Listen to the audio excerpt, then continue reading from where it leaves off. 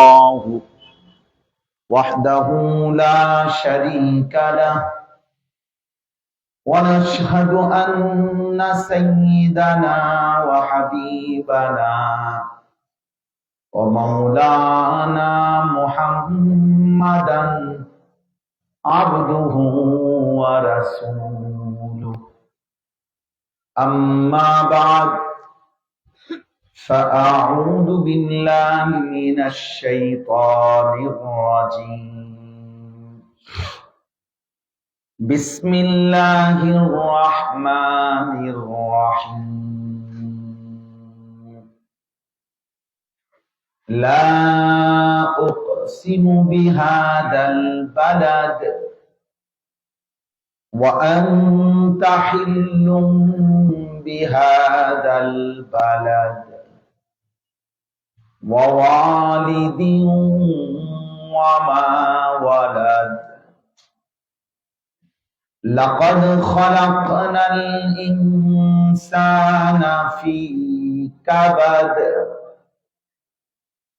أيحسب أن لن يقدر عليه أحد يقول أهلكت مالا لبدا أيحسب أن لم يره أحد ألم نجعل له عينين ولسانا وشفتين وهديناه النجدين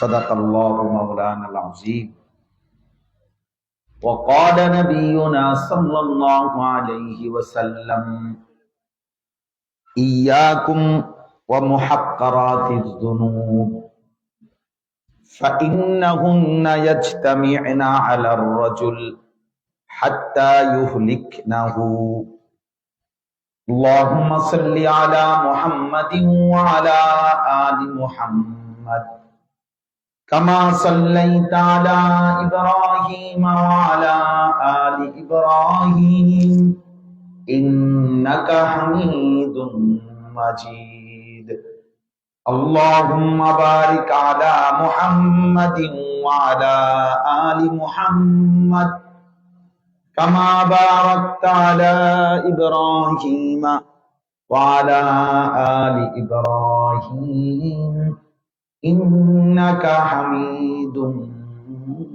مجيد سبحانك لا علم لنا إلا ما علمتنا إنك أنت العليم الحكيم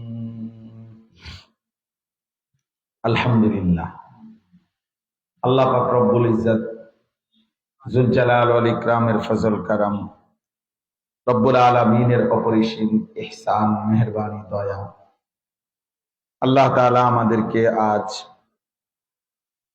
এখন তো আর 25 সেপ্টেম্বর নাই 26 সেপ্টেম্বর 2025 রোজ বৃহস্পতিবার গাজীপুর শ্রীপুর পৌরসভা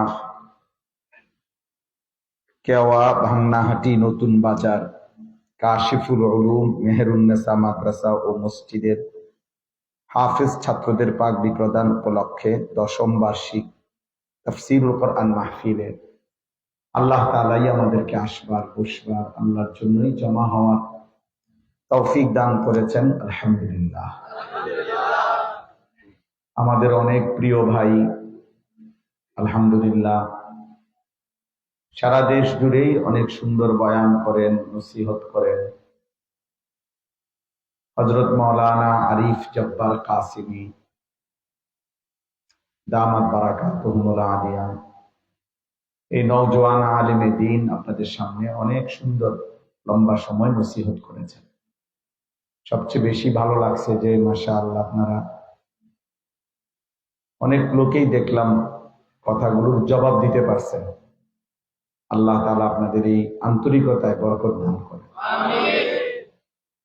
কোরআন কারীমের মধ্যে আছে, আল্লাহ তাআলা ওয়াদা দিয়েছেন, আল্লাহর কথা কেউ যখন মনোযোগ দিয়ে শুনবে, আল্লাহ তাআলা ওয়াদা দিয়েছেন লাআল্লাকুম তুরহামুন, অবশ্যই তোমাদের উপর রহমত বর্ষিত হবে। এই রহমত বর্ষিত হবে মানে কি? তাফসীরে আছে, রহমত বর্ষিত হবে মানে হলো আল্লাহ তাআলা তোমাকে ওই কথাগুলোর আলোকে আমল করার তৌফিক দেন। এটা হলো রহমত বর্ষিত। তাহলে যে কেউ আল্লাহর কথা মনোযোগ দিয়ে শুনে, আন্তরিকতা নিয়ে শুনে, তো বিনিময়ে আল্লাহ তাআলা তাকে রহমত দেয়, মানে হলো ওই কথাগুলোর আলোকে আমল করার তৌফিক দান। তাহলে আলহামদুলিল্লাহ, যেই 16টা কথা আপনারা শুনেছেন, শুরুতে 2টা কথা শুনেছেন, শেষে 2টা কথা শুনেছেন, মাওলানা সাহেব বললেন যে 20টা কথা আপনাদেরকে বলছেন বুঝায়।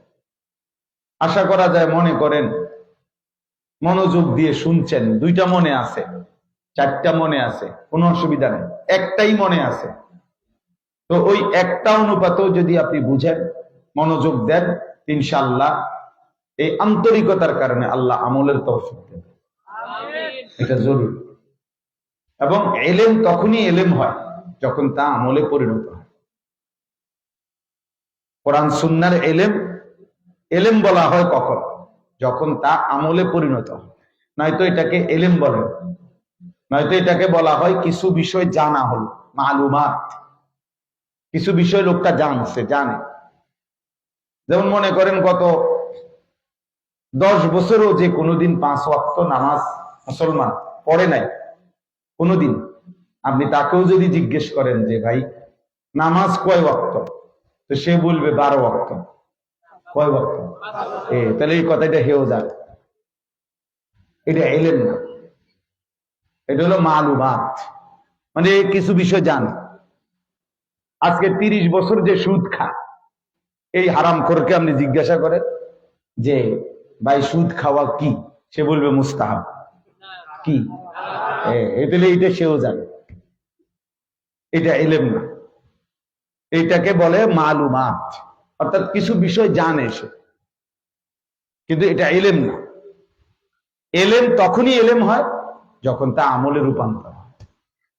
এই জন্য কোনো মৌলানাও যদি হয়, মৌলবী, হুজুর সাহেব, আপনার কাছে শুনি হুজুর, কিন্তু যদি তার সেই এলেম অনুপাতে তার মধ্যেও আমল না থাকে, তো উনিও আসলে এলেম অর্জন হচ্ছে না ওনার, উনি এমনি কিছু জিনিস জানেন। ওই হুজুরের জন্য মুসিবত, আমার জন্য মুসিবত। এই জন্য পূর্ববর্তী বুজুর্গানে দিন সবসময় বলতেন উসিকুম ওয়া ইয়া, যখনই আল্লাহর কথা বলতেন তো বলতেন এই কথাগুলো আমি আপনাদেরকেও বলছি, নিজেকেও বলছি। উসিকুম, আপনাদেরকে বলছি, ওয়া ইয়া, এবং নিজেকেও। তার মানে আমলের তৌফিক যেন আপনাদেরও হয়, আমারও হয়, আমাদের। তাহলে এটা জরুরি। এই জন্য এলেম, আলেম প্রকৃত অর্থে, আপনি অনেক সময় বলবেন অনেকে যে হ্যাঁ দেখছি হুজুর, কত হুজুরই তো দেখছি সংবং উল্টা পাল্টা। হুজুরদেরও তো কোনো অনেকের অনেক কিছু দেখছে। হ্যাঁ দেখেন, মনে করবেন ওনার ওই পরিমাণ এলম হয় নাই, উনি জানে কিছু জিনিস, উনি জানে আর কি। পাঞ্জাবি টুপির নাম আলেম না। এজন্য এটা জরুরি বিষয়। প্রত্যেকে, আমি কিংবা আপনি, হুজুর কিংবা পাবলিক, সবার জন্যই এলেম তখনই এলেম যখন তা আমলে পরিণত হয়। নয়তো এটা এমনি জান। এই পৃথিবীতে ইউরোপের অনেক ইউনিভার্সিটি আছে, যেখানে ইউরোপ, আমেরিকাতে, কানাডাতে, যেখানে ইসলামিক স্টাডিজ বিভাগ পড়ানো হয়, খ্রিস্টান ছেলে মেয়েরা পড়ে, এবং প্রফেসর যিনি তিনিও খ্রিস্টান, কিন্তু লেকচার দেয় সম্পূর্ণ ইসলামী বিষয়ের উপর।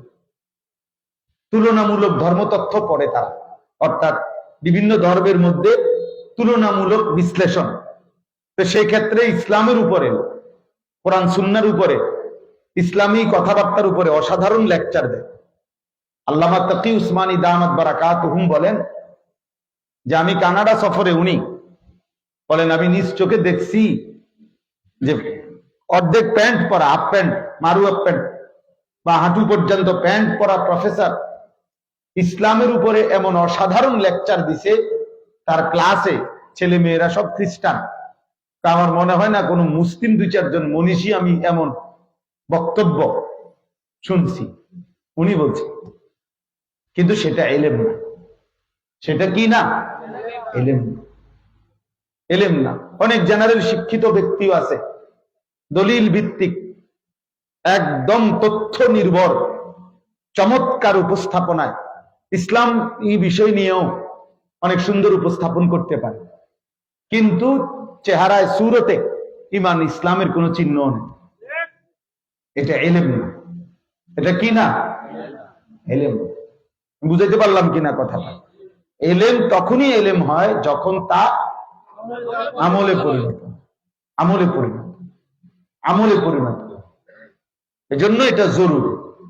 আলহামদুলিল্লাহ, এটা মনোযোগ দিয়ে শুনলে অর্জন হয়। 5টি জিনিস একসাথে হলে এলেম পূর্ণ হয়। আল ইস্তিমাউ, মনোযোগ দিয়ে শোনা। আল ফাহমু, বুঝার চেষ্টা করা। আল হিফজু, মুখস্থ করা। আল আমালু, আমলে পরিণত করা। আর নাশরু, অন্যের কাছে পৌঁছিয়ে দাও। এই 5টা একসাথে হলে এলেম পূর্ণ। এজন্য আলহামদুলিল্লাহ সব সময় নিজ নিজ মসজিদের জুমার নামাজের ইমাম সাহেবের বয়ান মনোযোগ দিয়ে শুনবেন। যেই কোনো মজলিস, হুজুর পরিচিত হোক অপরিচিত হোক, জনপ্রিয় অজনপ্রিয়, এটা কোনো বিষয় না। এই যে যারা মোবাইল হাতে ধরে রাখছেন, এমনি হাতে ধরে রেকর্ড করতেছেন, আমি ইনশাআল্লাহ চ্যালেঞ্জ করলাম আগামী 100 বছরও আপনি কিছু বুঝতেন না। আমি বললাম ওই ব্যক্তি কিছুই বোঝে না, তার কলিজায় কোনো সময় কোনো কিছু ঢোকে না।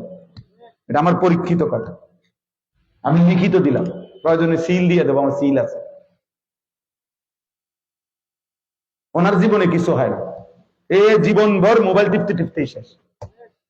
সে মোবাইল রে ডিজাইন করতে করতে তার জিন্দেগি শেষ। মোবাইলের উপরে ড্রয়িং করতে করতে, মোবাইলের উপরে কাটিং করতে করতে তার জীবন শেষ। এই এমনি জীবন পার হয়েছে। যে সমস্ত বয়স্ক মাঝ বয়সী লোক জুমার নামাজের বয়ানের সময় গান নিচের দিকে নামাইয়া জিমায়, এদের জীবনে কোনোদিন পরিবর্তন হয় না। কারণ ও আজকে তার উর্ফি দিয়া যায়, মাথার উপরে দিয়া। উনি তো গাঁড় ফালাই রাখছে নিচের দিকে, বুঝেন নাই? উনি মাতবর, উনি মসজিদের সেক্রেটারি, উনি মসজিদের কেশিয়ার, এরকম হুজুর তো 2-4 জন উনি পকেটেই রাখে। বুঝেন নাই কথাটা?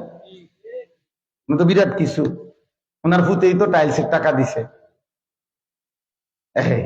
এই মাতবুরির কারণে ঘাড় নিচের দিকে মোটা। হ্যাঁ, এই জীবনও পরিবর্তন। আজীবন বিড়িয়ে খায়, আজীবন টেলিভিশন দেখে।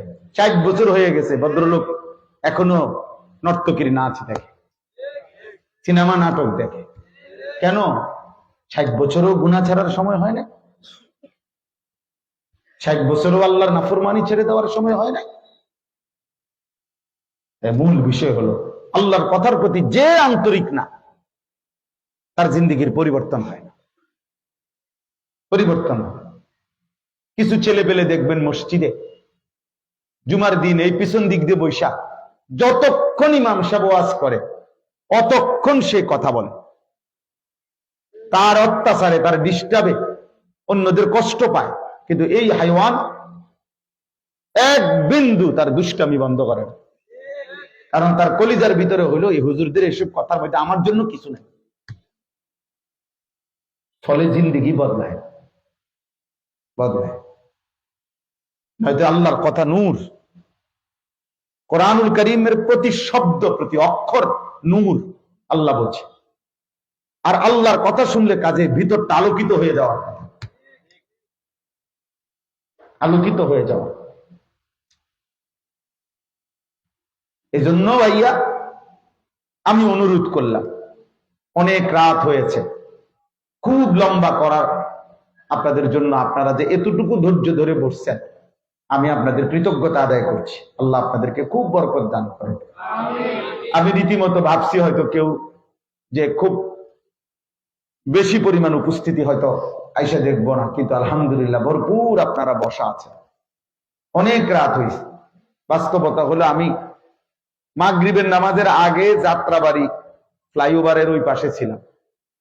মাগরিব বাদ আমার যেখানে বয়ান ছিল মোহাম্মদপুর আদাবর, ওইখানে আসার জন্য আমি মোটরসাইকেল আমার গাড়ি থেকে নাই না, শুধু আমি একা ওভার ভাড়া কইরা মোটরসাইকেল ভাড়া কইরা তারপরে রওনা দিছি।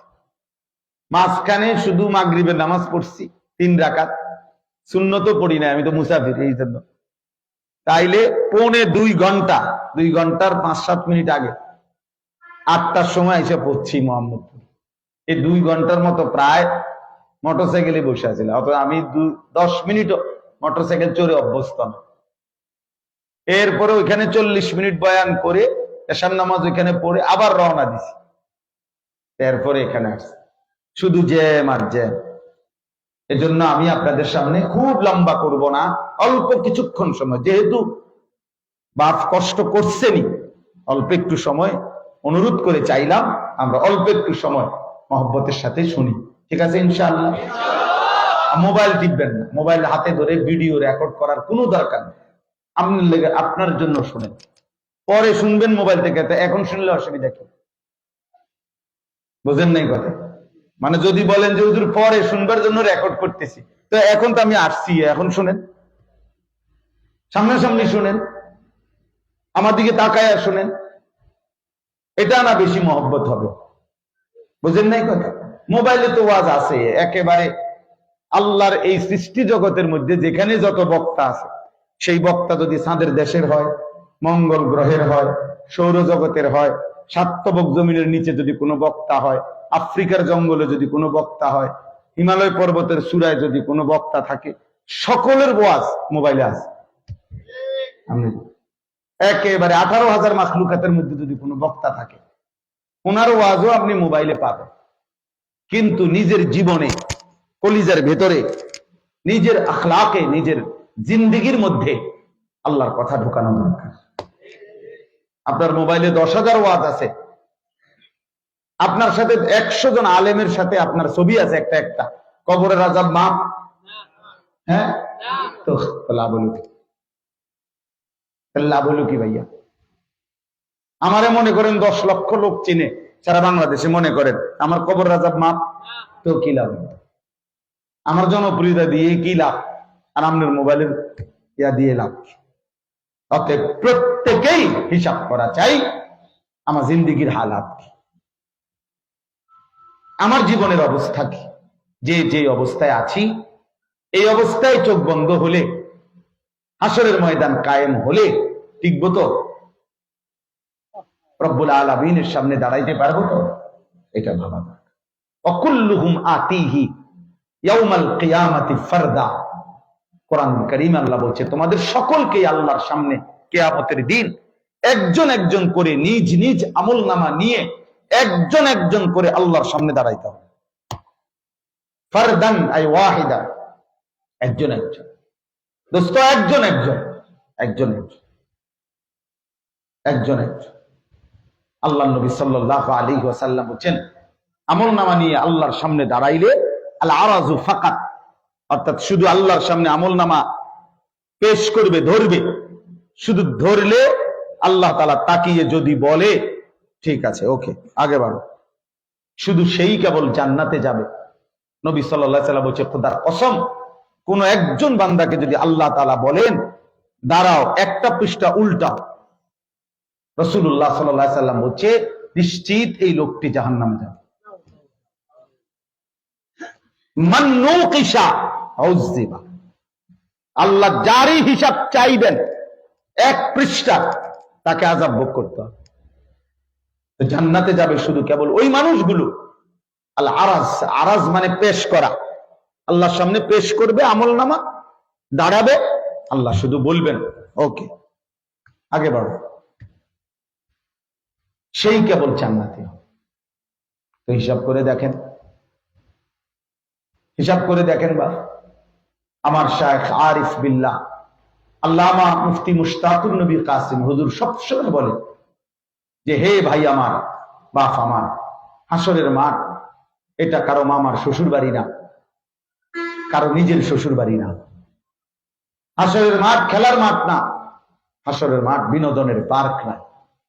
হাসরের মাঠ সেই মাঠ, ১.৫ লক্ষ আম্বিয়া, আদম আলাইহিস সালাম থেকে নিয়ে আখিরি নবী পর্যন্ত, আমাদের নবী পর্যন্ত ১.৫ লাখ আম্বিয়া, খোদার কসম, যে মাঠের ভয়ে দুনিয়ার হায়াতে দিবা নিশি চোখের পানি ফেলে কাঁদছেন, ওই মাঠের নাম হাসরের মাঠ।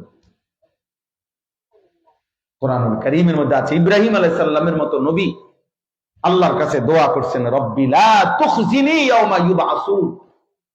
আল্লাহ যেদিন হাসরের ময়দানে উঠাবেন, সেদিন আমি ইব্রাহিমকে বেইজ্জতি করবেন, আমারে বেইজ্জতি করেন না। মা, যদি ইব্রাহিম নবী এটা বলে, আপনি কি? হাদিসের মধ্যে আছে, নবী সাল্লাল্লাহু আলাইহি সাল্লাম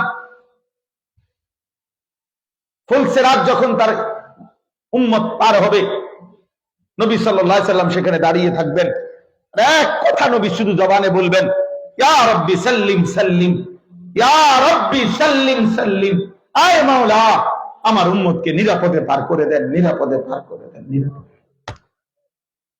আমার একটা উম্মত যেন আটকায় না আছে, একটা উম্মত যেন আটকায় না আছে, একজনও যেন আটকায় না আছে। নবী সাল্লাল্লাহু আলাইহি ওয়াসাল্লাম আজীবন 5 ওয়াক্ত নামাজের পরে নবীজি সাল্লাল্লাহু আলাইহি সাল্লাম নিজে দোয়া করতেন, আল্লাহুম্মা হাসিবনি হিসাবান ইয়াসীরা, আয় আল্লাহ আপনার এই বন্ধুর হিসাবটা সহজ করে দিন। নিজের হিসাব, নিজের হিসাব। কোরআনে নবীজিকে আল্লাহ বলছে, ফাকাতিল ফি সাবিলিল্লাহ লা তুকাল্লাফু ইল্লা নাফসাক, সূরা নিসার আয়াত। আল্লাহ বলছে, বন্ধু আপনার সাথে যদি আপনার একজন সাহাবীও যুদ্ধের ময়দানে না থাকে, আপনি একাই যুদ্ধ করবেন। কেন? কারণ মনে রাখবেন, শেষ পর্যন্ত কেউর হিসাব না দিলেও আপনি নিজের হিসাব কিন্তু দিতে হবে। লা তুকাল্লাফু ইল্লা নাফসাকা, নিজের হিসাব দিতে হবে। খুদ রাসূলুল্লাহ সাল্লাল্লাহু আলাইহি সাল্লামকে বলছে, আমি কি আপনি কি? বলেন ভাই, নবীজিকে বলছে, ওয়ালা তাজআল মা'আল্লাহি ইলাহান আখার ফাতুলকা ফি জাহান্নামা মালুমান মাদহুরা। আল্লাহ নবীকে বলছে, বন্ধু সাবধান, আপনাকে বলছি বন্ধু, আমি আল্লাহর সাথে কাউকে ডাকবেন না, মিশাবেন না। এক বিন্দু শিরিক আপনি মুহাম্মদ সাল্লাল্লাহু আলাইহি সাল্লাম আপনি করবেন না। যদি করেন, আপনাকে বললাম, আপনাকে অপমানিত করে, বেইজ্জতি করে জাহান্নামে ছুঁড়ে মারা হবে। তুমি কে বাপ? কোরআন শরীফের আয়াত। কোরআনে আল্লাহ বলছে, ওয়ালাউ তাকাব্বালা আলাইনা বা'দাল আকাবিল লাআখাযনা মিনহু বিল ইয়ামিন সুম্মা লাকাতা'না মিনহুল ওয়াতিল। নবীজি এই আয়াত শুনে কাঁপছিলেন। আল্লাহ পাক বলছে, বন্ধু সাবধান, আপনাকে বলছি, আমি আল্লাহর নামে আপনার এই 23 বছরের নবুয়তের জীবনে একটা কথা যদি সামান্য, বাজ মানে কিছু, একটি কথার কিছু অংশ যদি আপনি আমি আল্লাহর নামে বানিয়ে বলেন, বানোয়াটি বানাইয়া সানাইয়া বলেন, তো আমি আপনার ডান হাতটা টেনে ধরবো, অতঃপর টান দিয়া ধইরা আপনার গর্দান আপনার দেহ থেকে আলাদা করে ফেলবো। কোরআন শরীফের আয়াত নবীজিকে বলছে, সুম্মা লাকাতানা মিনহুল ওয়াতিল, অর্থ হলো আপনার শাহরগ, আপনার গর্দান থেকে আপনার শরীর বিচ্ছিন্ন করে ফেলবে। খামখেয়ালি নয় বাপ, খামখেয়ালি না। আখেরাত খামখেয়ালি না। আখেরাত 30,000 টাকা না, মসজিদে টাকা 30,000 দিয়ে দিচ্ছেন, বেহেস্তের বুঝে গেছে। জি না, এত সুখ নাই, চিরা বেজে না, আর একটু ফানি দন লাগে। আখেরাত 4টা ফ্যান না, এক কাতার টাইলসের টাকা দিয়ে দিচ্ছেন, জান্নাত হয়ে গেছে না। অনেক লোক মস্কারি মনে করে, আখেরাত ফাইজলামি মনে করে, মনে করে চা দোকানে বিড়ি খাইতে খাইতে বেহেস্তে যাবো। নামাজও পড়ে, নাটকও দেখে, সিনেমাও দেখে, নর্তকীও দেখে, দান সদকাও করে, আবার গান বাদ্যের মজলিসও দেয়, মস্কারি করে। আল্লাহ ভি রাজি হো, শয়তান ভি নারাজ না हो। আল্লাহও রাজি থাক, শয়তানও নারাজ না হোক। এটা ঈমান? কথা বলেন না কেন, এটা ঈমান? আল্লাহ ভি রাজি हो, शैतान भी नाराज ना हो। হ্যাঁ, আস্তাগফিরুল্লাহ। এজন্য দোস্ত আমার, বন্ধু আমার, বাপ আমার, ভাই আমার, নওজোয়ান সাথী আমার, সবাই মিলে আমরা এক জাররা, এক বিন্দু আল্লাহর আড়াল হওয়ার কোন সুযোগ আমাদের নাই। ওমা তাকুনু ফি শাআনিন ওমা তাতলু মিনহু মিন কুরআনিন ওয়ালা তা'মালুনা মিন আমালিন ইল্লা কুননা আলাইকুম শুহুদান ইদ তুফিদুনা ফি। আল্লাহ বলছে, বান্দা শোনো, তুমি যে অবস্থায় থাকো না কেন, সুখে কিংবা দুঃখে, আলো কিংবা অন্ধকারে, রাতে কিংবা দিনে, গভীর রজনীতে বা দিনের প্রকাশ্য আলোতে, একাকী কিংবা প্রকাশ্যে, লোকের মাঝে, যেখানেই যে অবস্থায় থাকো না কেন, ওমা তাতলু মিনহু মিন কুরআনিন, আমার কোরআন থেকে তুমি যেটুকুই পড়ো না কেন, ওমা ওয়ালা তা'মালুনা মিন আমালিন, যেই কোন আমলই তোমরা করো না কেন, ইল্লা কুননা আলাইকুম শুহুদান ইজ তুফিদুনা ফি।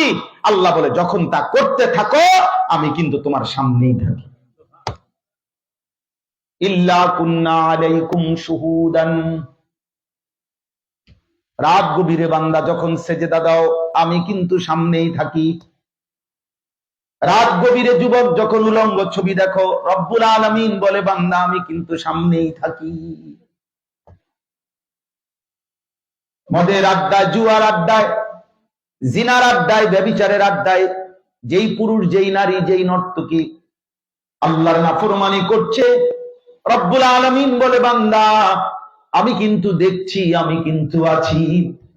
আবার তাহাজ্জুদের সিজদায় চোখের পানি ফেলে যে বান্দা আল্লাহর কাছে কাঁদে, রব্বুল আলামিন বলে, বান্দা আমি তোমাকেও দেখছি। আল্লাযী ইয়ারাকা হিনা তাকুম। আল্লাহ বলে, বন্ধু আপনি যখন নামাজে দাঁড়ান আমি পুরা নামাজে আপনাকে দেখতে থাকি। ওয়া তাকাল্লুবাকা ফিস সাজিদিন।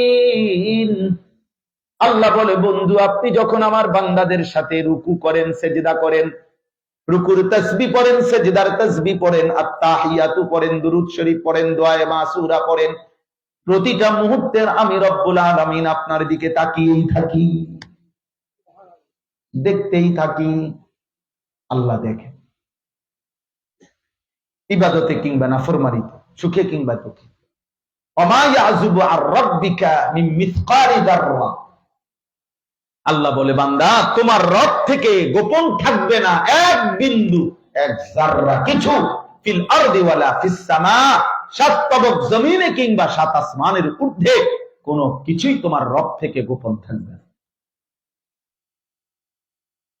এজন্য নওজোয়ান ভাই সবাই মিলে, বয়স্ক বাবা, কার জন্য হারাম রোজগার করেন?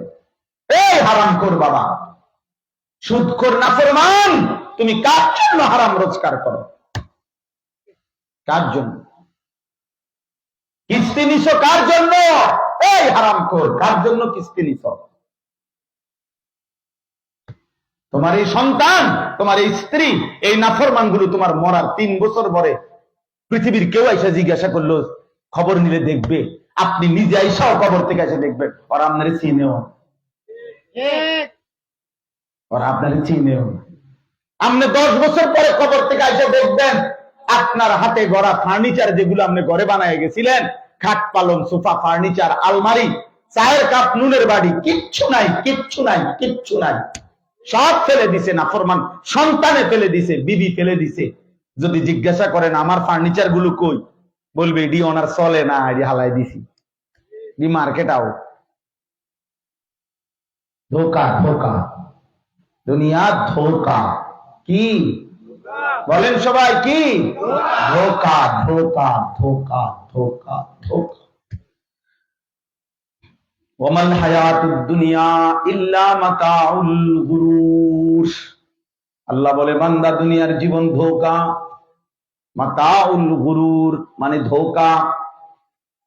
আল্লাহ বলেন, আমি বানাইছি, আমি বলছি ধোকা।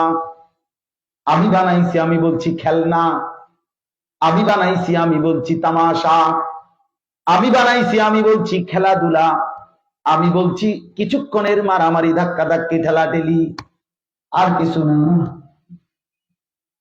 ওয়াফিল আখিরাতি আযাবুন শাদীদ, নাফরমান বান্দা মনে রেখো আখিরাতে অপেক্ষা করছে আযাবুন শাদীদ, বড় বেশি ভয়ানক আযাব। দয়া করে ফিরতে শিখেন, ভাবতে শিখেন, ভাবতে শিখেন। প্রত্যেকে নিজের জন্য নিজে ভাবেন। আমি আমার জন্য ভাবি, আপনি আপনার জন্য ভাবেন।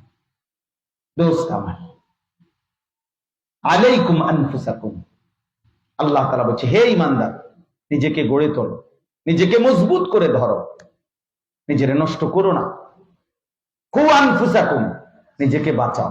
ওয়াসতাবির আলাইহা, আল্লাহ বলছে বান্দা নিজে নামাজের উপরে মজবুত থাকো, মজবুত থাকো। নবীজি এক সাহাবী হুযায়ফাকে বলছে, হুযায়ফা, যদি একজন লোক তোমার সাথে ঈমান ইসলাম আল্লাহর হুকুম মানতে গিয়ে না থাকে, ফাতাজিল তিলকাল ফিরাকা কুল্লাহা, সব দল সব মতবাদ ছেড়ে দাও। ওয়ালাউ আনতা আদা বিআসলি শাজারাতিন হাত্তা ইউদরিকাকাল মাউত ওয়া আনতা আলা যালিক, প্রয়োজনে তুমি মৃত্যু আসা পর্যন্ত একাই আল্লাহর দ্বীনের উপরে অটল থেকে গাছের শিকড় গোড়ালি দাঁত দিয়া কামড়াইয়া ধরে রাখো, একাই। প্রতিদিন প্রতিনিয়ত এই পরিমাণ গুনার সয়লাব, চারিদিকে মায়েরা বেসামাল, ছেলেরা বেসামাল, মেয়েরা বেসামাল, লক্ষ লক্ষ কিশোর যুবক ছেলে মুসলমানের, যাদেরকে দেখলে বোঝা যায় না তাদের কোনো বাপ আছে কিনা, মা আছে কিনা, তাদের কোনো আল্লাহ আছে কিনা, তাদের কোনো নবী রাসূল আছে কিনা, তাদের কোনো ধর্ম আছে কিনা। চুল চেহারা দেখলে মনে হয় না সে মুসলমানের এই বাপমার পূর্বপুরুষের, তাদের কারোর সাথে তার কোনো সম্পর্ক। চুল বেঈমানের মতো, লেবাস পোশাক বেঈমানের মতো, চুলের কাটিং, কথা বলার স্টাইল, পছন্দ, রুচি, আবেগ, অনুভূতি সবকিছু ইহুদির অনুসরণ, বেঈমানের অনুসরণ। আরে যুবক, মনে রাখো একটা পায়খানা যদি এক টুকরা, অল্প একটু পায়খানাও যদি কোনো মাটিতে লাগে, তো এটার দুর্গন্ধ ওই নাকে আইসা লাগে, প্রভাব বিস্তার করে ওই জায়গাতে, দুর্গন্ধ ছড়িয়ে পড়ে। তাইলে প্রত্যেক বস্তুর প্রভাব ওই যেটা গ্রহণ করছে ওইখানে ওইটার প্রভাব পড়ে। তাহলে ঠিক খোদার কসম, আল্লাহর কসম, চুল চেহারা লেবাস পোশাকে যে কাফেরের অনুসরণ করে, ইহুদি খ্রিস্টান মুরতাদের অনুসরণ করে, রব্বে কাবার কসম তোমার আখলাকের মধ্যেও ওই বেঈমানের আখলাক চরিত্রই আসবে। এটাই স্বাভাবিক, এটাই স্বাভাবিক, এটাই স্বাভাবিক। আমনের চেহারায় দাড়ি নাই, আমনের আখলাক হবে জুনায়েদ বাগদাদি। ভূতে গিলাইছে, হ্যাঁ ভূতে গিলাইছে। আমনে খাইবেন বিড়ি, আমনের চরিত্র হবে বাইজিদ বোস্তামি। ভূতে গিলাইছে, হ্যাঁ হ্যাঁ। আমনে খাবেন সুদ, আর আমনে হইবেন মদিনার নবীর আশেক। হ্যাঁ, মস্কারি করেন, আমরা ভাত খাই না, আমরা চিরা খাই, আমরা বুঝি না। বাটফার কেমনে আবার নবীর আশেক হয়? কথা বলেন না কেন? সুদখোর কেমনে আবার নবীর আশেক হয়? হ্যাঁ, যার স্ত্রী বেপর্দা, তুমি আবার কিসের আশেক? যার ছেলে নামাজ পড়ে না, তুমি আবার কোন নবীর আশেক? কারে শোনাও, বলে বলে। এজন্য দোস্ত, আখেরাত খামখেয়ালি না। আবারও বলছি, আখেরাত মামুলি না। আমারে আমনে বুঝ দিল হইতো না, আমনে আমারে একটা বুঝ দিয়ে লাইছেন। আরে হুজুর কি করবো বোঝেন তো, খেয়াল রাখেন। কিটা খেয়াল রাখতো? ধরেন 200 টাকা দিলাম, হুজুর আখেরাতের বিষয়টা আমনে খেয়াল রাখেন। ইমাম সাহেবের আব্বার সম্পত্তি তো বেহেস্ত, ইমাম সাহেব টাকা 200 দিয়ে আপনার বেহেস্ত দিয়া লাগবে। ইমাম সাহেব কি আখেরাত বেহেস্ত টেন্ডার নিছে? কথা বলেন না কেন? তাহলে আমি কি বেহেস্ত থেকে আসছি? এখন আমি ক্যান্টনমেন্ট থেকে আসছি, কুমিল্লা।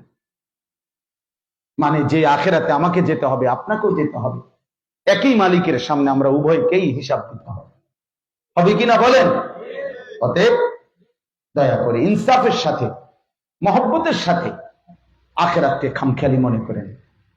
একটা দুইটা আমল না ভাইয়া, অনুরোধ আমার, আপনি যদি 1 কোটি টাকাও দান করেন, 100 কোটি টাকাও দান করেন, তো এটা একটা আমল। দান সাদকা এটা একটি আমল না, এটাই পুরো ইসলাম। বুঝছেন না আমার কথাটা? এটা কি একটি আমল?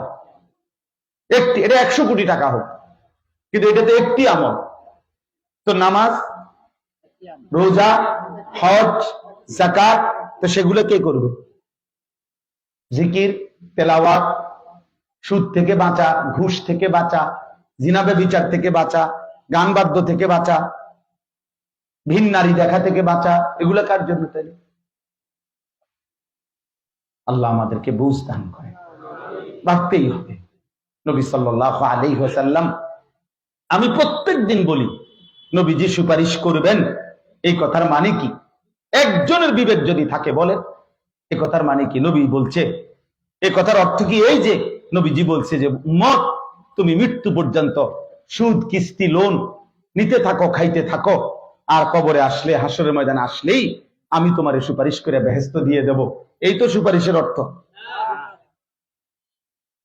তুমি হারাম করতে থাকো, আমি হাসরের ময়দানে তোমারে সুপারিশ করে জান্নাত দিয়ে দেব। এই সুপারিশ? সুপারিশের কোনো নিয়ম কানুন নাই, সুপারিশের কোনো কাগজপত্র নাই, কোনো ফাইল টাইল নাই। হাউজে কাউসারের পানির কোনো নিয়ম কানুন, এটা কলসাপ দিলে পানি, ট্যাপ ছেড়ে দিলেই পানি। তাহলে আখেরাত মামুলি না, আখেরাত মামুলি না। একজন মুসলমানও ভুল করবেন না বাপ। হাসলেও মরে যাবেন, কাঁদলেও মরে যাবেন, সুখে থাকলেও মরে যাবেন, সুখে না থাকলেও মরে যাবেন, ক্ষমতায় গেলেও মরে যাবেন, ক্ষমতা না পাইলেও মরে যাবেন, মাতবরি আর নেতাগিরি করলেও মরে যাবেন, আর নেতাগিরি না করলেও মরে যাবেন। বন্ধু, এই দুনিয়া অহংকার করে ক্ষমতাগিরি দেখায় আর লাভ নাই। এর আগে এই পৃথিবীতে প্রত্যেক ক্ষমতাধর, প্রত্যেক জালেম, প্রত্যেক অহংকারী, প্রত্যেক মুতাকাব্বির এই পৃথিবীতে ধিক্কৃত হয়েছে, লাঞ্ছিত হয়েছে, অপমানিত হয়েছে। হাসরের ময়দানও বেইজ্জতি হবে। দুনিয়া হিসাব মিলাইলে হবে না মোমেন। যুবক ছেলে তোমাদেরকে বলছি, নওজোয়ান তোমাদেরকে বলছি, পাগল হয়ে গেছো তোমরা ছেলেরা। একটা মোবাইল পাইয়া জিন্দিগির মনোসার্থকতা পাইয়া গেছো, একটা মোটর সাইকেলের উপরে জীবন উৎসর্গ করে দিছ। কোন একটি মেয়ের সাথে হারাম সম্পর্ক, আর একটা মোবাইল আছে, আর একটা মোটর সাইকেল আছে, আর সমবয়সী কিছু অসৎ বন্ধু আছে, বন্ধু নামের কিছু শয়তান, যে শয়তান 8 ঘন্টা 10 ঘন্টা একসাথে চলবার পরেও একবার নামাজের কথা বলে না, আল্লাহর কথা বলে না। খোদার কসম, এটা বন্ধু না, এটা শয়তান, শয়তান, শয়তান। এটা বেটা শয়তান, এটা শয়তান বেটা, শয়তান। এটা পাগল হয়ে গেছো তোমরা। একটা মোবাইলের উপরে জীবন শেষ করে দিছো, একটা মোটর সাইকেলের উপরে। মোটর সাইকেল একটা চালায়, এত জোরে চালায় মনে যেন কুত্তা কামড়াইছে তারা, মনে যেন কুত্তায় কামড়াইছে তোমার। কুত্তা কামড় দিল তো এত জোরে দৌড়ায় না। এটা কি দরকার আছে এত জোরে চালানো? বলেন, এটা ভিডিও করার কি আছে এটার মধ্যে? এটা হেলমেটের মধ্যে ক্যামেরা লাগানোর কি আছে? এটা বলেন, এটা কি? মোটরসাইকেল কি পৃথিবীতে নতুন জিনিস? মোটরসাইকেল কি তোমার পৃথিবীতে তুমি প্রথম চালাইতেছ? আমি যখন এতটুকু বয়স, আমি তখন তো মোটরসাইকেল দেখছি। তা আমার বয়স এখন 44 বছর, তাহলে আমি তো কমপক্ষে 8 বছর বয়সে আমার মামা, ছোট মামার মোটরসাইকেল দেখছি, তাই না? আজকের নওজোয়ান ফিরতে হবে ভাইয়া, ফিরতে হবে। নওজোয়ান ফিরতে হবে, দোস্ত, ফিরতে হবে। আরিফ জব্বার ভাই একটা কথা বলছে 16টার মধ্যে, ওই আমি এই কদ্দুর যেদুর শুনছি এখন লাস্ট আইসা, এর মধ্যে একটা বলছে এশার নামাজ এবং ফজরের নামাজ কিভাবে পড়া জামাতের সাথে। ফজরের নামাজ, ফজরের নামাজ মুমিনের নামাজ। ফজরের নামাজের সেজদা বিহীন, আল্লাহর কসম, ফজরের নামাজের সেজদা যেই কপালে নাই, ওই ব্যক্তির দ্বারা ইসলামের বিজয় হবে না। রব্বে কাবার কসম, ফজরের নামাজ বিজয়ের নামাজ, ফজরের নামাজ বিজয়ের নামাজ, ফজরের নামাজ মুমিনের নামাজ। আল্লাহ নবী সাল্লাল্লাহু আলাইহি ওয়াসাল্লাম বলেছে, ইন্না আসকালা সালাতিন আলাল মুনাফিকিন সালাতুল ইশা ও সালাতুল ফজর। নবীজি বলছে মুনাফিকদের জন্য 2টা নামাজ সবচেয়ে কঠিন, একটা হলো এশার নামাজ, একটা হলো ফজরের নামাজ। হযরত আব্দুল্লাহ ইবনে ওমর বলেন, নবীজির যুগে আমরা মুনাফিক চিনতাম ফজরের অনুপস্থিত দেখে। আল্লাহ নবী সাল্লাল্লাহু আলাইহি সাল্লাম যার ইমানের ব্যাপারে সন্দেহ করতেন, ভাবতেন যে সে পূর্ণ মুমিন হলো কিনা, নাকি মুনাফিক মুখে মুখে কালেমা পড়ছে, তো নবীজি তাকে ফজরের নামাজে তারা খুঁজতেন। 2 দিন 3 দিন ফজরে অনুপস্থিত দেখেই নবীজি বলতেন, হ্যাঁ আমি এটাই ভাবছিলাম, মানে মুনাফিক। মুনাফিক, হ্যাঁ মুনাফিক। এজন্য ফজরের নামাজে বিজয়ের নামাজ। কোরআনুল কারীমে আল্লাহ বলছে, আমি আলহামদুলিল্লাহ ব্যক্তিগতভাবে ভাইয়া আমার জিন্দেগি যে কয়টা কাজ করি, ছোটখাটো দিনই কাজ, এটা একটা কাজ আমার ফজর ক্যাম্পেইন। আমার একটা ব্যক্তিগত কাজ আছে, ব্যক্তিগত ফজর ক্যাম্পেইন, অর্থাৎ সারা দেশে আমি ফজরের নামাজের মুসল্লি বৃদ্ধির ক্যাম্পেইন, অর্থাৎ এরকম বয়ান করি, জায়গায় জায়গায় বিভিন্ন জায়গায় চেষ্টা করি। আমার অনেক ছেলে আছে আলহামদুলিল্লাহ সারা বাংলাদেশ। সন্দ্বীপে আমাদের আমাদের সাথে মহব্বত করে এমন 4000-এর চাইতে বেশি ছেলে আছে যারা ফজরের নামাজ জামাতে পড়ে। ফজর ক্যাম্পেইন মানে ফজরের প্রচারণা। আমি আলহামদুলিল্লাহ এখন আল্লাহ যদি দয়া করে যেখানে আবার ফিরে যাব রাত্রে, ওইখানে ফজরবাদ এই ঢাকাতেই ড্যামরা আমার বয়ান আছে ফজরের পরে, শুক্রবার আগামীকাল সকালে ওই ফজর ক্যাম্পেইনের বয়ান, অর্থাৎ শুধু ফজরের মুসল্লি বৃদ্ধির চেষ্টা। ফজরের নামাজ মুমিনের নামাজ।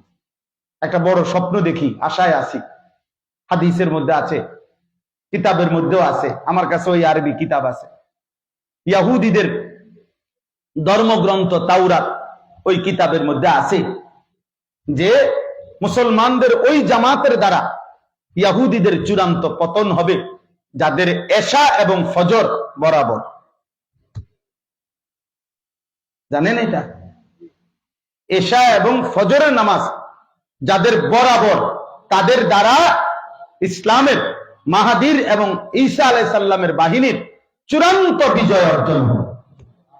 দাজ্জালের বাহিনীর চূড়ান্ত পতন হবে, ইহুদিদের চূড়ান্ত পতন হবে ইনশাআল্লাহ। ফজর এবং জুমা বরাবর। এখন বলেন আমাদের ফজর আর জুমা বরাবর? বলেন না কেন? আমাদের সব মসজিদে জুমা আর ফজরের মুসল্লি বরাবর 50, অর্ধেক অর্ধেক, 4/1 ভাগ। তাইলে এখনো বিজয় অনেক দূর,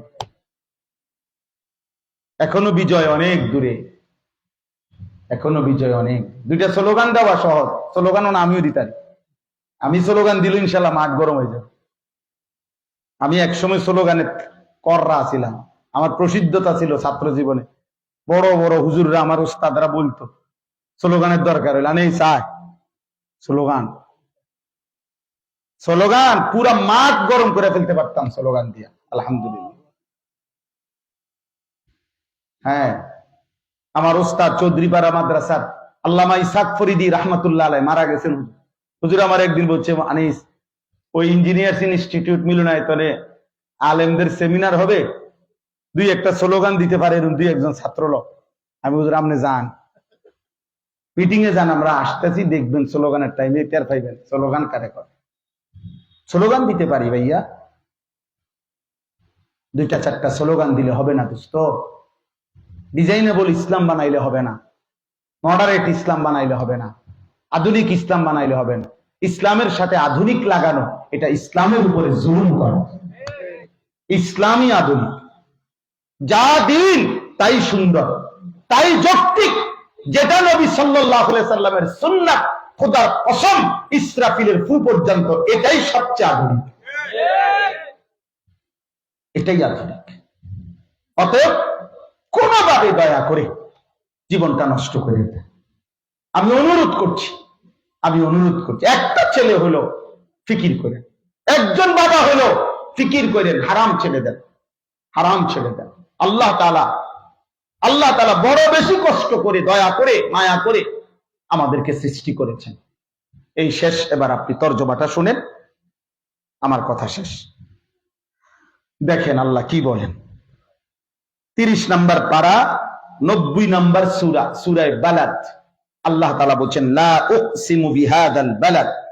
আল্লাহ বলেন, বন্ধু আমি কসম করছি মক্কা নগরীর, ওয়া আনতা হিল্লুম বিহাদাল বালাদ। কেন মক্কা নগরীর কসম করলাম? কারণ এই মক্কা নগরীতে আপনি থাকেন। আল্লাহ বলে, বন্ধু আপনি যেই শহরে থাকেন সে শহরের প্রতি ইঞ্চি মাটি, আলো বাতাস আমি রবের কাছে বড় বেশি প্রিয়, বড় ভালোবাসা। আপনাকে যেমন ভালোবাসি, আপনার সাথে সম্পৃক্ত সবকিছু আমি ভালোবাসি। এজন্য নবীর শহর আল্লাহ ভালোবাসেন। নবীজির গায়ে কম্বল ছিল, আল্লাহ বলছে বন্ধু কম্বলটাও আমি ভালোবাসি। ইয়া আইয়ুহাল মুজাম্মিল। নবীজির গায়ে চাদর ছিল, আল্লাহ বলছে বন্ধু আমি আপনার চাদরটাও ভালোবাসি। ইয়া আইয়ুহাল মুদ্দাসসির, হে চাদর পরা নবী আমার। শুনেন,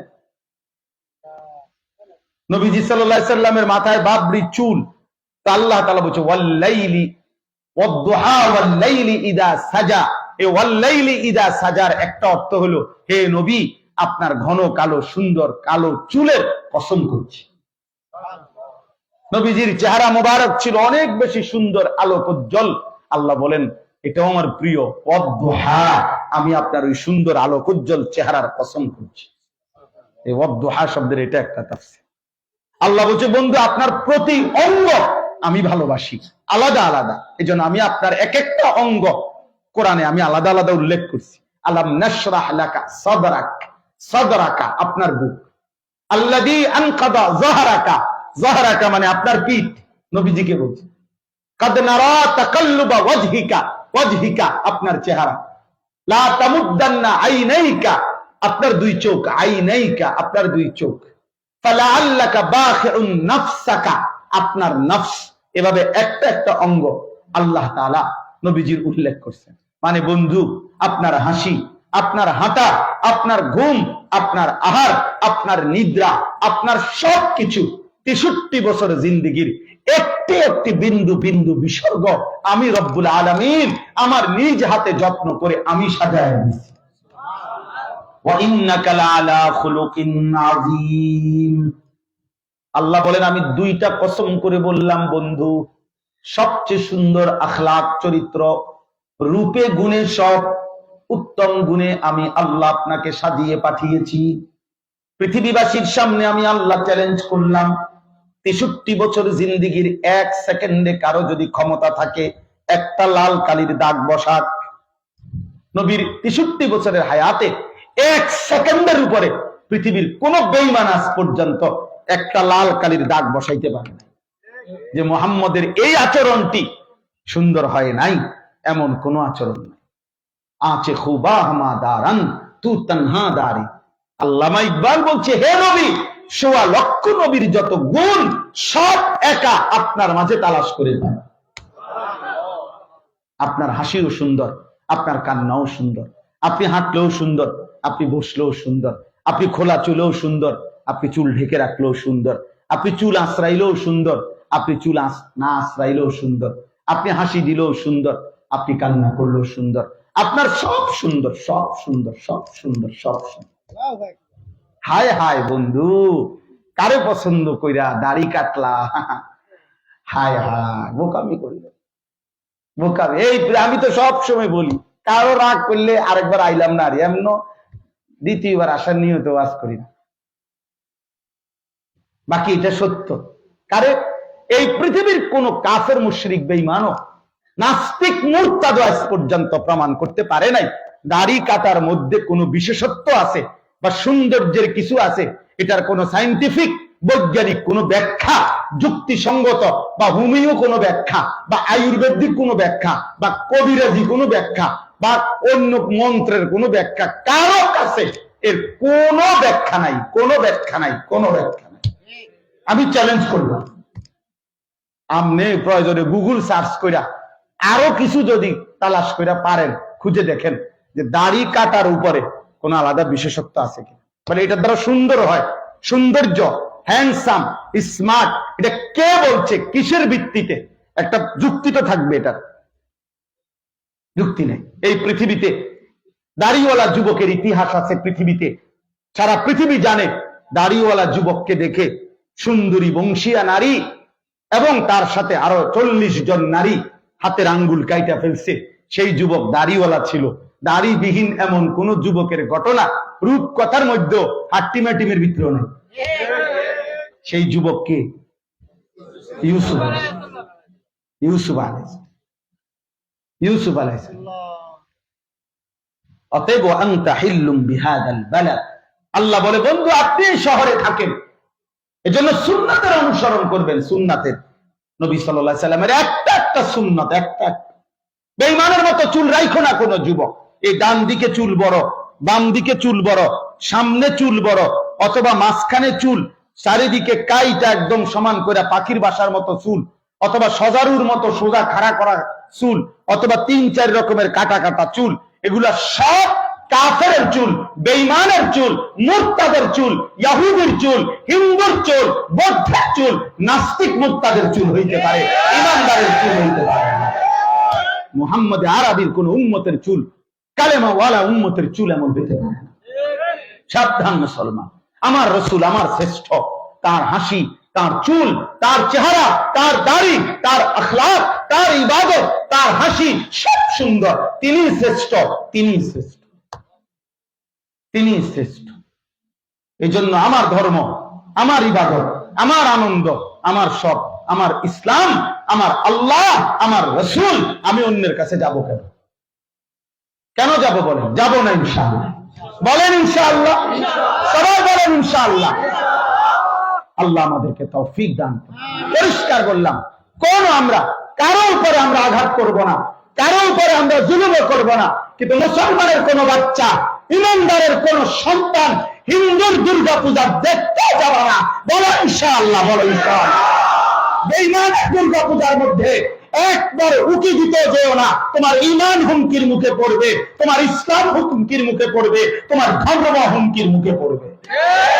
ধর্ম যার যার, উৎসব সবার, এটা মিথ্যা কথা, এটা কুফরের কথা, এটা কাফেরের কথা, এটা বেঈমানের কথা, ঈমানদারের কথা হইতে পারে না।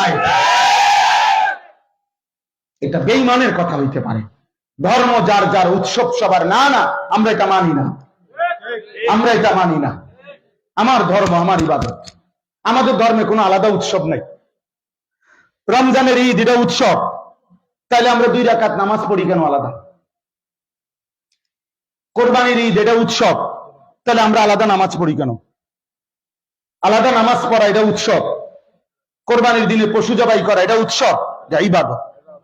বলেন না কেন? মুমিনের হাসি ও ইবাদত, মুমিনের কান্না ইবাদত। মুমিন তার স্ত্রীকে ভালোবাসে, এটাও ইবাদত। মুমিন তার সন্তানকে ভালোবাসে, এটাও ইবাদত।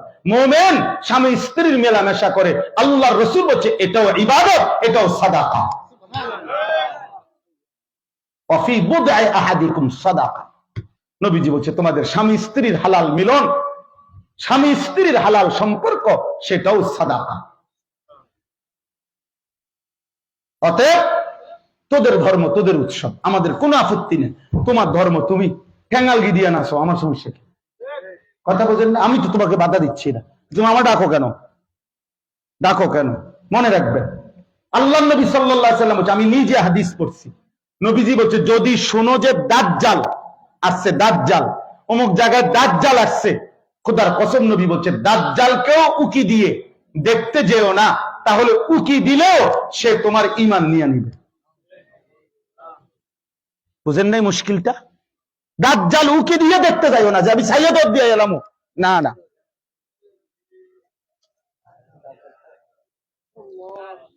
লা হাওলা ওয়ালা কুওয়াতা ইল্লা বিল্লাহ। এমনি কারেন্ট আসার ব্যবস্থা আছে নি? আচ্ছা আচ্ছা, না নাইলে দোয়া করে দে, এমন তো আর সময় হয়ে গেছে।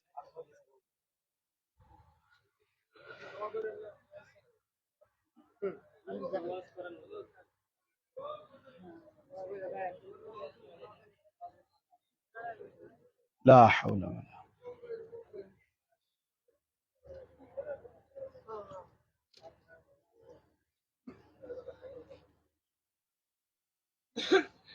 বলেন আলহামদুলিল্লাহ।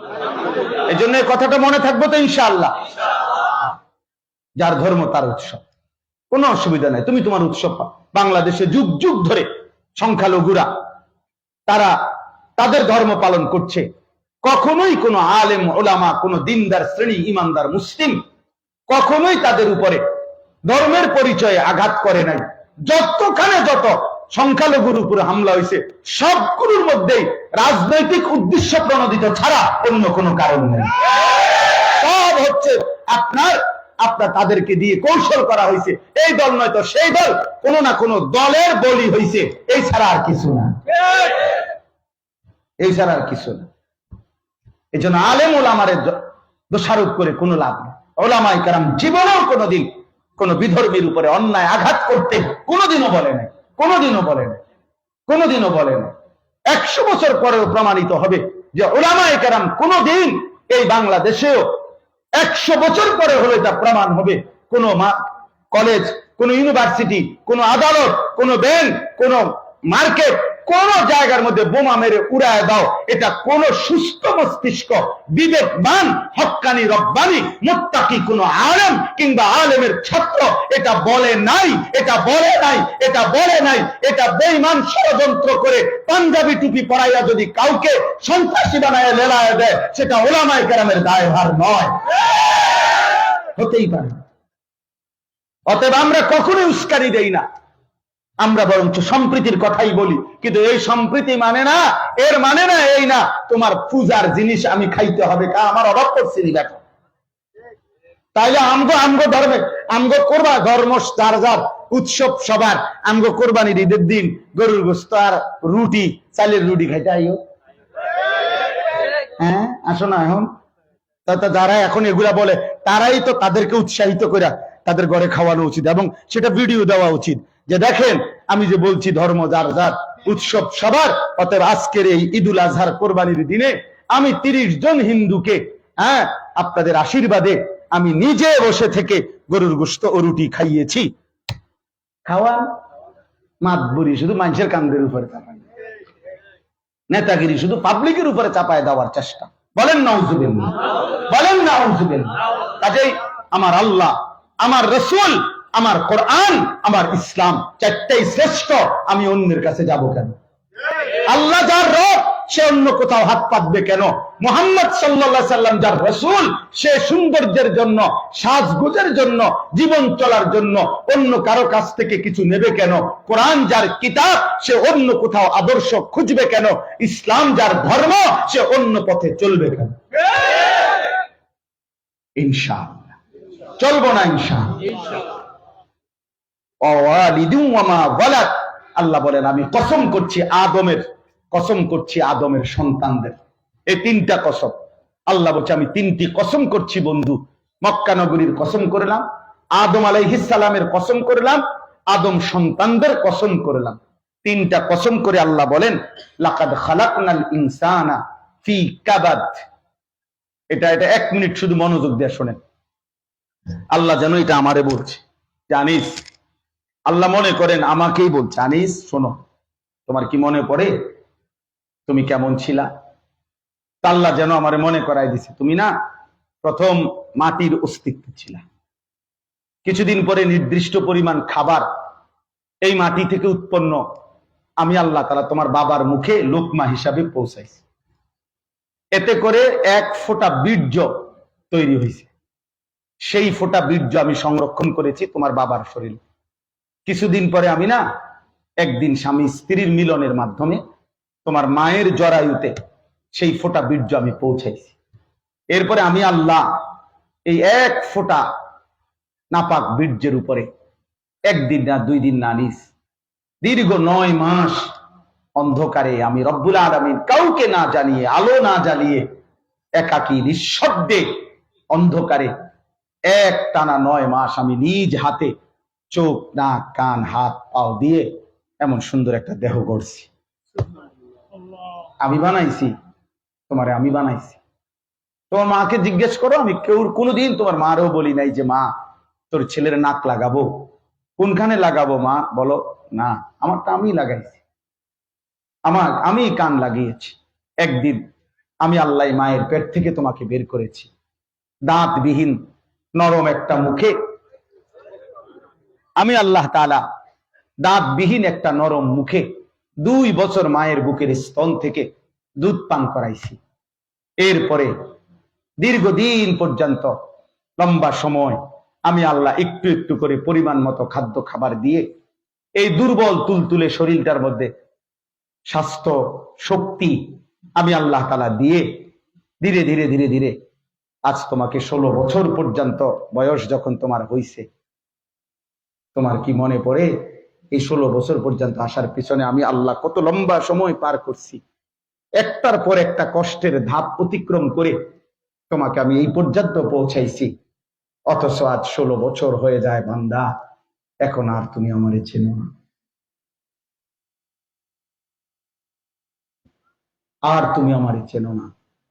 এখন তোমার বয়স 18 বছর, 365 দিনের একটা বছর চলে গেছে। এমনও বদনসিব আছে যার কোনোদিন একদিনও কোনোদিন ফজরের নামাজ পড়ে নাই। হায় মালিক যেন ডাকে, বান্দা এমন ভুলা আমারে কেমনে ভুললা, কেমনে ভুললাম?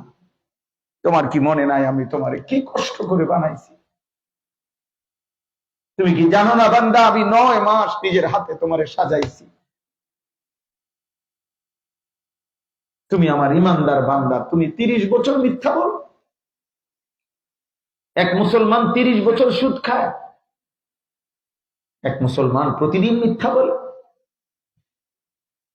এক মুসলমান প্রতিদিন নারী দেখে, ছবি দেখে, এক মুসলমান কথায় কথায় প্রত্যেকদিন গালিগালাজ করে।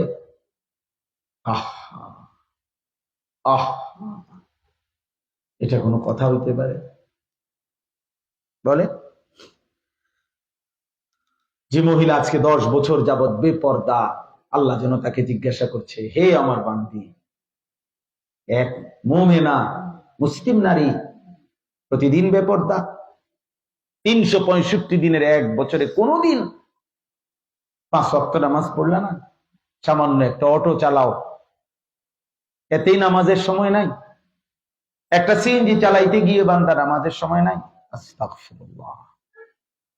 দোস্ত আমার, প্রিয় ভাই আমার, আল্লাহ এটা মনে করাইছে, লাকাদ খালাকনাল ইনসানা ফি কাবাদ, আমি তো একটার পর একটা কষ্টের ধাপ অতিক্রম করে মানুষকে বানিয়েছি। সেই মানুষ আজ আমাকে কেমনে ভুলে গেলা, কেমনে ভুলে গেলা, কেমনে ভুলে গেলা বান্দা? ইয়া আইয়ুহাল ইনসানু মা গাররাকা বিরাব্বিকাল কারীম। আল্লাহ বলে, এত বড় আসমান জমিন, এত বড় কায়নাত দিয়ে 24 ঘন্টা যেই মালিক, আমি তোমাকে লালন পালন করছি বান্দা, এমন দয়ালু মেহেরবান মালিককে ভুলে গিয়ে কে তোমাকে ধোঁকা দিল, কে তোমারে বুঝ দিল?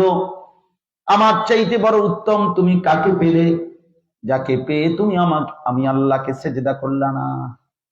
এই বাপ বলো, এই ছেলেরা যারা আজকের সারাদিনে 5 ওয়াক্ত নামাজ পড়ো নাই, গত 1 বছর 6 মাস যারা কোনোদিন ফজরের নামাজ পড়ো নাই, নাফরমান দাঁড়া, তুই দাঁড়া, এই নাফরমান দাঁড়া। এত বড় নাফরমান মানুষ হয় কেন? এত বড় নাফরমান মুসলমানের বাচ্চা হয় কেন? মানুষের বাচ্চা হয় কেন? সেজদাবিহীন মানুষ হয় না, আনআম হয়, আনআম। কোরআনে আল্লাহ বলছে সেজদাবিহীন মানুষ নয়, সে আনআম, চতুষ্পদ জন্তু, জানোয়ার, জানোয়ার, জানোয়ার, আনআম। এটা লজ্জা থাকলে সেজদা করেন। যে নামাজ পড়েন না, কেন পড়বেন না? 5 ওয়াক্ত নামাজ পড়তে হবে, বলেন ইনশাআল্লাহ। জুমার নামাজ পড়েন আপনি সপ্তাহে একদিন, আর আমরা প্রতিদিন 5 ওয়াক্ত। আমরা বেকুব, আমনে সালাদ, আমনে ভাত খাইয়া বড় হয়েছেন, আমরা সিরা খাইয়া বড় হয়েছি নাকি? এজন্য আজকে নিয়ত করেন ইনশাআল্লাহ, জান যায় যাবে ফজরের নামাজ পড়বো ইনশাআল্লাহ। বলেন ইনশাআল্লাহ, বলেন ইনশাআল্লাহ। কি কথা এটা বলেন, মুখে কন, এটা কইয়া কন ইনশাআল্লাহ। না ফজর পড়বো ইনশাআল্লাহ, এটা বলেন, বলেন আমি ফজর পড়বো ইনশাআল্লাহ, আমি মাহাদির পক্ষে লড়বো ইনশাআল্লাহ, আমি দাজ্জালের বিরুদ্ধে লড়বো ইনশাআল্লাহ, আমি ইসরায়েলের কুত্তাদের শেষ ইটটা খুলে ফেলবো ইনশাআল্লাহ।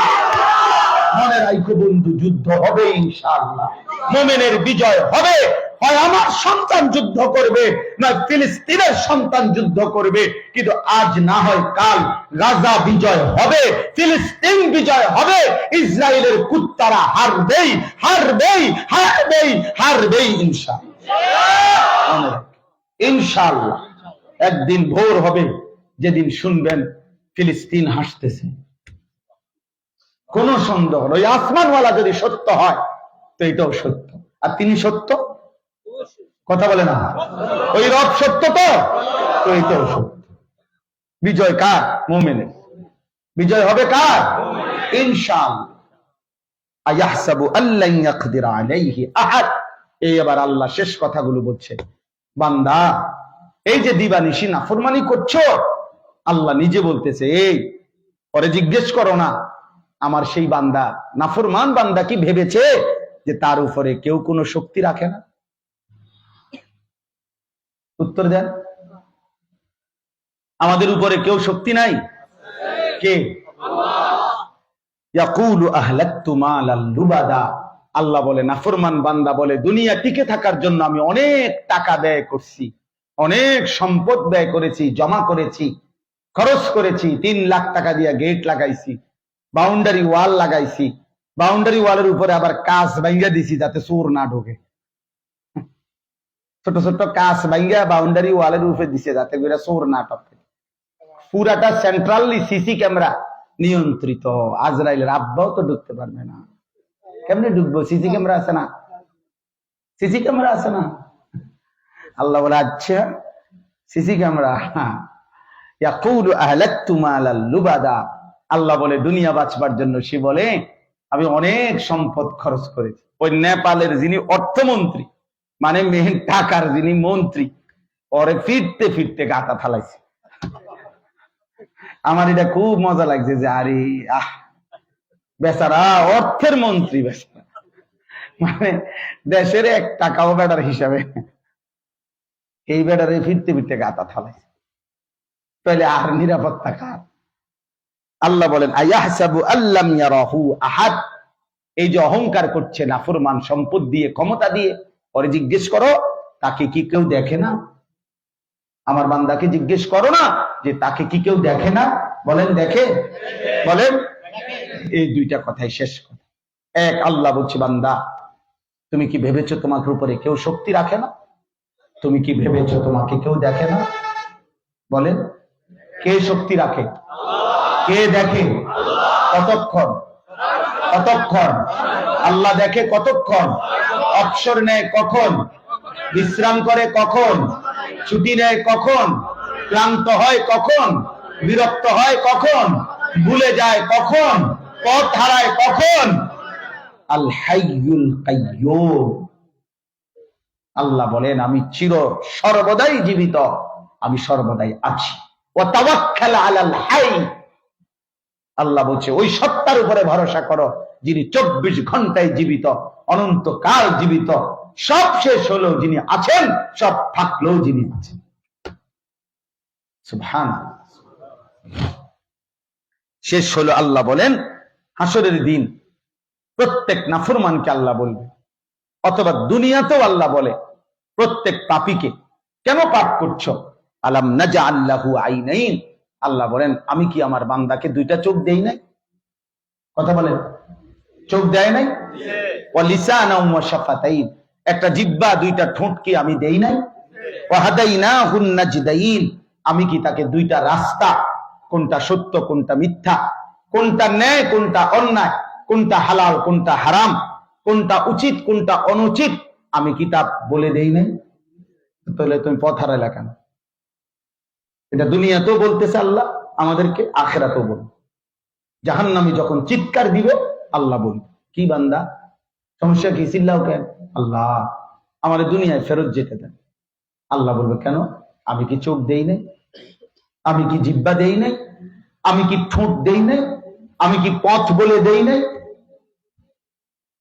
আওয়ালাম নুআম্মিরকুম। আমি কি বয়স, হায়াত, সময়, সুযোগ দেই নাই? ওয়াজাআকুমুন নাদির। আমি কি তোমারে আখিরাতের কথা বলার মতো উপযুক্ত, আমার মনোনীত ভয় প্রদর্শনকারী বক্তা, ইমাম, আলেম, খতিব, আউলিয়া, পীর, মাশায়েখ, বুজুর্গ, নবী, রাসূল, সাহাবা, তাবিঈ এগুলো পাঠাই নাই? তো কি হলো? আল্লাহ আমাদেরকে বুঝ দান করেন। অতএব দোস্ত আমার, বন্ধু আমার, কোন যুক্তি দিয়েই হাসরের ময়দানে আল্লাহর হিসাব থেকে আমরা মুক্তি নিতে পারবো না। অতএব আমার শেষ কথা মনে রাখবেন, আবারও বলছি, ওই চারটা কথা।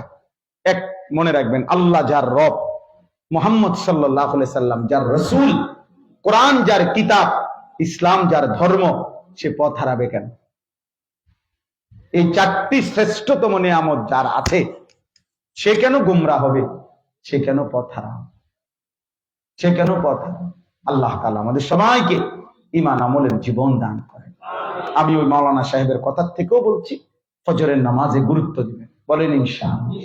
শাহাদাতের তামান্না দিলের মধ্যে রাখবেন।